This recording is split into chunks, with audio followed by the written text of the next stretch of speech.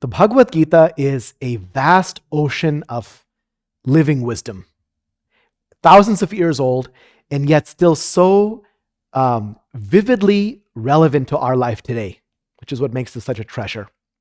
In this series, we'll explore a number of key concepts rooted in some key verses of the Bhagavad Gita as an entry point to looking at what this living wisdom is all about, what it means to us today as modern seekers.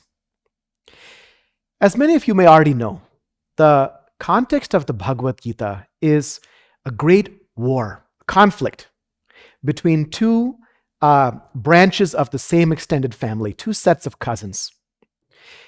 The Bhagavad Gita is a dialogue between Arjuna, the great seeker, the great yogi, and Krishna, his friend, his charioteer in the literal sense in this battle, but also an embodiment of the Lord of life, who is not only Arjuna's friend, but also his teacher and guide. There are 18 chapters of the Bhagavad Gita.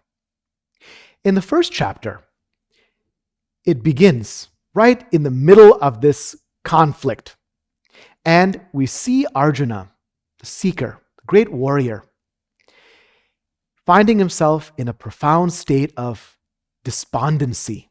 First, it starts with confusion, doubt, sense of unclarity about his purpose, and it really agitates him. It's churning and churning and churning in his mind, and it leads him to a state of profound fear, anxiety, grief, a despondency that's paralyzing. This is how the Bhagavad Gita begins. It's a metaphor for something that all of us can relate to. Life intrinsically has its ups and downs. In yoga philosophy, one of the prime purposes of our being here in this world is bhoga, to find our fulfillment. But one of the other translations of the term bhoga is those broad themes of our life, those big major drivers of our joy and sorrow. And we all, at some point in our life, find ourselves in a unique expression of this bhoga, these big picture themes, which manifest as crucible moments, intense pressure, something which is challenging our very understanding of life itself. And that's where Arjuna finds himself. These crucible moments can be overwhelming. This is what it means to be a human being. And Arjuna is completely overwhelmed. He sinks to the floor of his chariot. He even talks in the literal verses, it talks about how his whole body is quivering. He's shaking with fear, doubt, and he's immobilized by grief and uncertainty about what is his to do. What is right here? What is the nature of his purpose?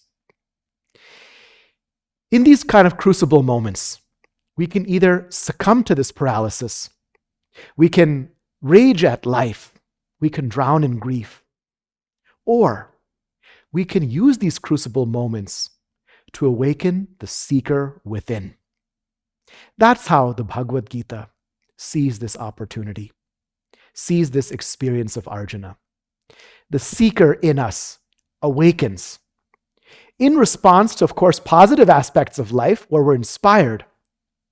But just as important, in many ways even more importantly, because we know that we need to prepare ourselves for these crucible moments of life. Even more importantly, we need to remember that when we are finding ourselves completely enmeshed, ensnared in a situation that we aren't able to see our way around, when we find ourselves in that crucible moment challenging our understanding of life, we bring forward a positive spark within and invite that same crucible moment, which is so overwhelming, to awaken the seeker in us and guide us. We have to turn our face towards the positive and look to see what more is there. And this is summarized in one verse, which I'll read to you, a beautiful verse. So chapter 1 is all about this growing despondency where Arjuna, at the end of chapter 1, literally sinks to the floor of his chariot.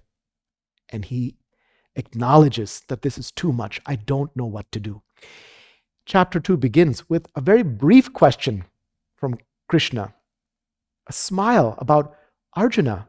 Why do you find yourself in this state? There's more to life. Remember what you already know.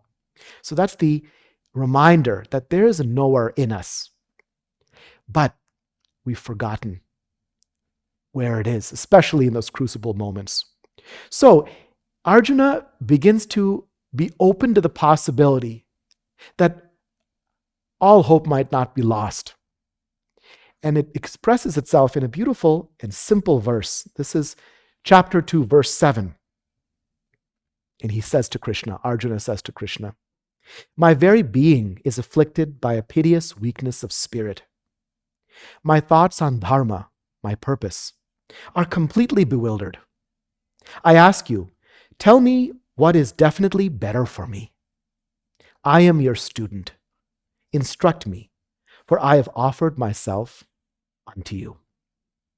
The seeker in us awakens when we recognize that there is a divine presence in ourself, in life, and we seek its guidance. That's the key thing to reflect on. The seeker awakens when we remember that there's a perennial source of guidance within and without. What is ours to do is to be open, be positive, and ask for help. Acknowledge that I am confused. I need help. I am a student of life, and I offer myself to you, to the best aspect of life, to the divine within and without, and I seek your help and guidance. This is an important lesson for all of us to reflect on, which is applicable to every single human being in every walk of life, in those small moments in life and in those crucible moments, to awaken the seeker within.